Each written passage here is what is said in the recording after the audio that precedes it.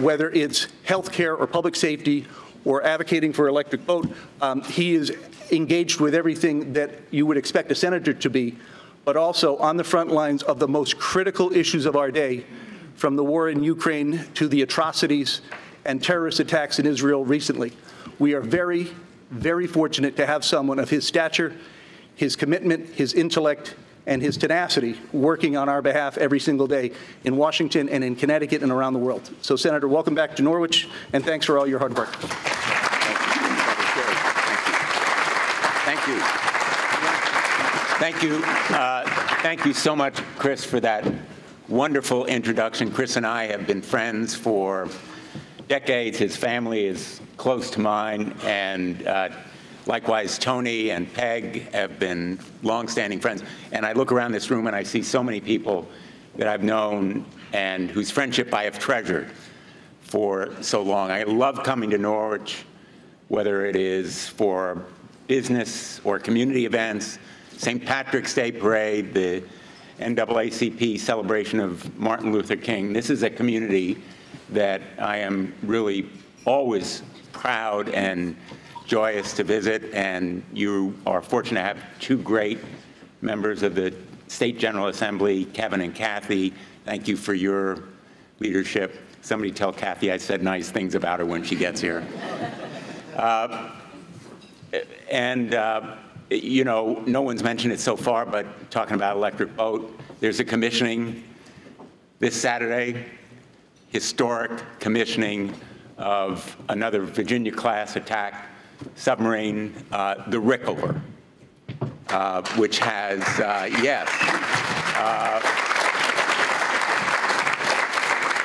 which has real resonance for anybody who knows or cares about submarines, because this is kind of back to the future. Hyman Rickover, who championed the nuclear-powered submarine, now will have one named after him. I don't know whether any of you have gone to visit the old, the first Nautilus, but to see one of these ships and also to see how they're constructed is really just mind-boggling. And whenever a new Secretary of the Navy is appointed, the first thing I say to him is, you got to come to see how we make these boats, the submarine capital of the world. That's what we are. And Electric Boat, thank you for all the great work that you do for our nation. Listening to Chris Riley talk about the Norwich Public Utilities, 30% lower rates, 10% for natural gas. That is a consistent pattern for the Norwich Public Utilities. And it says something very profound about, as he called it correctly, a community utility. A community utility. And I've advocated for years that we have more community utilities that would be more responsive to the consumers and communities that they serve. But I always cite Norwich Public Utilities as an example of not just lower prices, but more responsiveness. After the storms, they were out there fixing, restoring power many times quicker than some of the bigger utilities. I'm not going to name names, but they do fantastic work. Thank you, Chris, for all that you and Norwich Public Utilities do. Let me just come right to the point. I'm going to try to be brief and then take as many questions as we can, because I always find in this group particularly the questions are a lot smarter than my comments. I don't think I've ever been here at a time of greater threat or higher consequence to our nation. And I don't think I've ever been here at a time when I felt more sadness, anxiety, grief. I have family in Israel. One of my cousins is on his way to the front in the IDF. I've been all around the state at rallies in West Hartford, Westport, Stamford, Woodbridge, And I have been so impressed and grateful for the outpouring of support that I've seen for Israel. And the President of the United States gave a speech that I think will go down as one of his best. Certainly it's the strongest statement in support of Israel that I've heard in my lifetime from any American president. As he said, what we face there is unadulterated evil. And when you hear, and I'm sure you've read and you've seen the pictures and stories of the atrocities, the abhorrent brutality that was committed, it's not just sickening and stomach-turning, but it is outrageous, and it threatens, in a sense, all of us. Israel is one of our most valued allies, militarily, in terms of intelligence. It's certainly our best and most reliable ally in that part of the world, maybe one of the most reliable allies we have in the world as a whole. And there'll be a lot of investigations over the intelligence failures, and it was a massive intelligence failure that enabled Hamas, a terrorist organization. It is a declared terrorist organization to commit these acts of terror. But for now, Israel has to defend itself against ongoing attacks. They're ongoing. And I am grateful to Connecticut for that outpouring of support. I'm grateful to the President and my colleagues in Congress on both sides of the aisle for their support. And I think that support for Israel has to be bipartisan, above politics. And likewise for Ukraine. You know, I've been to Ukraine 4 times in the last 18 months. And to see a people confront evil. Putin invaded Ukraine. It was unprovoked. It was unnecessary. It has caused untold death and suffering. I've been to the mass grave sites at Bucha, which is about a 10-minute ride from Kyiv. That's how close the Russians came to Zelensky's bunker. 10-minute drive. You could probably run there. And in those mass grave sites, women and children were buried after they had been shot in the head, their hands tied behind their back. And that's just one example. Not just a few, but hundreds of women and children. I've met with President Zelensky now 5, 7 times. And he is not just a charismatic figure, but he speaks for the people of Ukraine when he says, and he told me, you know, we want your aid. We don't need your troops. And if you don't help us, we will fight with pitchforks if necessary. But he shouldn't have to fight with pitchforks, because that fight is our fight. And the reason is quite simply that Putin will keep going. As you all know, that's what bullies and tyrants and autocrats do. And he has said, in effect, he wants to restore the old Soviet Union, the old Russian Empire. And his next target will be a NATO ally: Poland, Romania, Moldova, Sweden, Finland. There's a reason why Sweden and Finland were so anxious to join NATO and have that protection after years of formal neutrality. They've seen Putin firsthand. They've seen the Russians firsthand. And they know that he is coming for them if he wins in Ukraine. And if he does, our troops will be on the ground. Our troops will be in harm's way, because we have an Article 5 treaty obligation that says our troops have to be there.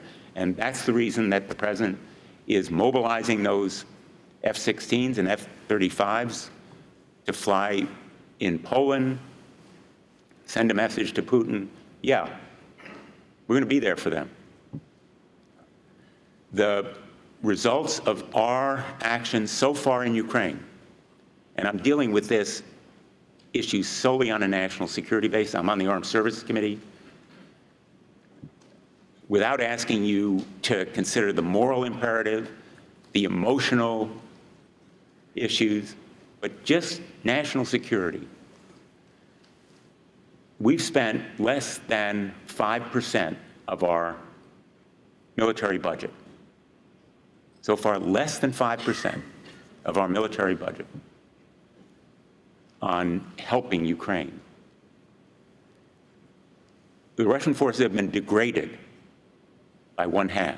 Their armored divisions, their troop strength, 1/2 of what it was 18 months ago. And we have not lost or had wounded a single American soldier.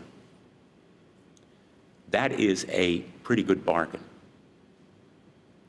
And the reason that we're getting that bargain is that the Ukrainians are giving their lives. They are bleeding and dying. And frankly, Zelensky has said, we'll do it. What we need is the long-range artillery, the F-16s, the drones, the kinds of armored vehicles. I've been to the places, the bases where we're training, American troops are training Ukrainians how to use that equipment. And our troops are so inspired by the determination of these new Ukrainian war fighters who, months ago were bakers and computer scientists. They're just everyday Ukrainian men and women who say, we're not quitting at 5 p.m. We're not quitting at 10 p.m. We'll work into the evening. We'll work on weekends. We want to learn how to operate this equipment because for us, this is life and death. These are democratic values at stake and lives.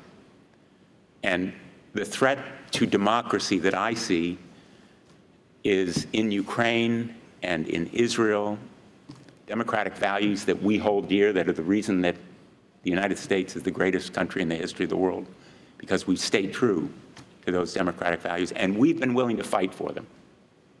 And that's why America is not only the greatest nation in the history of the world, but regarded and admired and revered all around the world.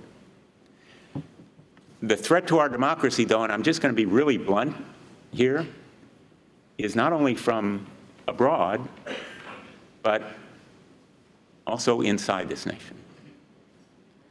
We have violent extremism in our country that threatens our rule of law. And I will say we can't adequately respond to these threats so long as we don't have a Congress that is functioning. I'm very hopeful that the United States House of Representatives will have a new speaker this week, because we can't do anything. We can't pass any legislation. We can't approve a supplemental, as I've advocated, a new package of spending for Israel to replenish the interceptors that are used in the Iron Dome, to provide more precision-guided munitions for its aircraft, to replace the artillery shells that it's using. We can't approve that funding unless we have a speaker.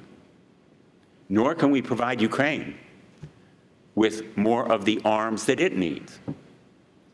And the continuing resolution that we have right now, this stopgap extension of funding, that's no way to do business. That's no way to govern a nation. We need the appropriations bills. Of course, I prefer the appropriations bills that we've done in the Senate, 12 of them reported out of the Appropriations Committee, many of them unanimously, all of them overwhelmingly bipartisan. And just as support for Israel ought to be bipartisan, I'm hoping we can continue bipartisan support for Ukraine and bipartisan support for appropriations that will fund our government for the full fiscal year, not another kick the can down the road temporary spending gap. And I'm hopeful that we're going to approve the NDAA, National Defense Authorization Act, which, again, overwhelmingly on a bipartisan basis was approved by the Armed Services Committee. It provides support for the ongoing Columbia-class submarine construction and development, $5.8 billion. It provides $10.3 billion for the Virginia attack class, 2 submarines a year. That's the plan. That's what we have to do to sustain our undersea superiority. There is no more powerful, more versatile, more stealthy weapons platform in the entire United States arsenal than our submarines. An electric boat is at the tip of that spear, at the forefront worldwide, and we can be very proud of Pratt & Whitney, Sikorsky, Command. They're doing great work on F-35s, on helicopters, which are vital also to our national defense. And this NDAA funds amply, indeed, effectively, all of those programs as well. Connecticut is the arsenal of democracy, has been, will be, and no question that we need to meet our non-defense needs. I've been a strong advocate, as Chris said, of health and education, but this world is more dangerous than at any time since World War II. And these perils need to be met with strong national defense and bipartisan support, unanimity that I hope we can sustain. Nothing happens effectively in the United States Congress without bipartisan support. And every day, whether it's on artificial intelligence or protecting kids online, I try to get a Republican partner to help. And often it is not only possible, but productive to do. Finally, let me just mention infrastructure. In this part of the state, whether it's Norwich Public Utilities or the other kinds of systems that you support, you understand the real importance of energy production, of investing in roads and bridges, the kind of improvement to the Gold Star Bridge that we're going to see as a result of the $158 million that we've announced recently involved in the investment in the Infrastructure Investment and Jobs Act, again, bipartisan, and in the investments that we're going to see as well in offshore wind. And I want to say a word about offshore wind. We can do a lot more. We ought to be investing in offshore wind. We have to invest in the tax credits that are necessary to provide some of the incentives. I've advocated recently that the Department of Treasury write the guidelines, the guidance that's necessary for these companies to make effective use of the tax credit. Right now, they are hard put to do so because there are none of the rules and guidance that are needed a year or more after the law was passed. So the federal government, Department of Treasury, I've written to Secretary Yellen, colleagues have joined me in asking that that guidance be provided. And if I can just finish on this note, because so many of you have been so important, and it relates to that regional innovation and co-worker center that very excitingly will open very shortly. I'm sorry I can't be there on October 26th. But this is really tip of the spear type stuff, really innovative to establish that center. I've walked through it with Tony. When I was last there were a lot of wires hanging down and construction well underway. So I'm looking forward to coming back. But you know, because of what you do on workforce development, that if we have a challenge in this country internally, it is making sure that we have the skilled workforce to go to work at Electric Boat, Pratt, all of those companies, but also in many of the private enterprises. I go around the state, the most common comment I hear is, we can't find enough workers to fill the jobs. And we need to keep that workforce pipeline filled and flowing. That is a national security issue. And that's why I've championed in our defense budget assistance for apprenticeship programs and workforce development. There's $400 million in this NDAA for workforce development and technology opportunities and infrastructure building. The kinds of work that is possible under the Workforce Innovation and Opportunity Act and that you are doing through the programs that you have in Southeastern Connecticut is a model for the rest of our state. We need to scale it up because that's our challenge as a country. You know, in Connecticut, we don't have gold mines, we don't have uranium, we don't have the Grand Canyon. What we have is really smart people. People who get it done. People who need and deserve the right training. And that is the kind of longer range effort that I see as very, very important to our national interest. And I hope we'll have continued bipartisan support for that effort as well. Thank you all for all that you do for the Norwich community. Thanks for having me today.